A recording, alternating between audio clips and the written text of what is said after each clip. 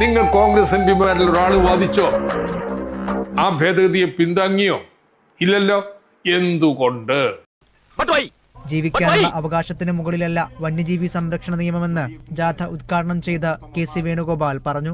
ഏത് കാര്യത്തിലാണ് മലയോര ജനതയ്ക്ക് അനുകൂലമായി ഒരു നിലപാട് ഈ സർക്കാർ എടുത്തിരിക്കുന്നത്? മലയോര ജനതയുടെ അന്ധകനായി മാറുകയാണ് സാക്ഷാൽ പിണറായി സർക്കാർ എന്നത് നമുക്ക് മനസ്സിലാക്കേണ്ടി വരുമെന്നുള്ളതാണ് യാഥാർത്ഥ്യം. അല്ല കോൺഗ്രസ് ആരാ ഈ നിയമം ഉണ്ടാക്കിയത്?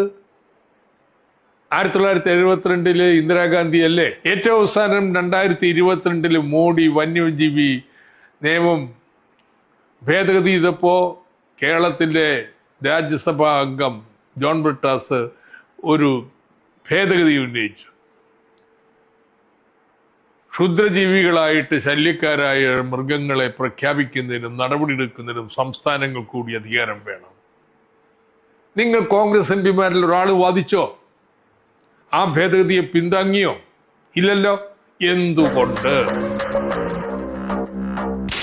Sir, should we surrender all the powers to them? Don't we have a federal constitution?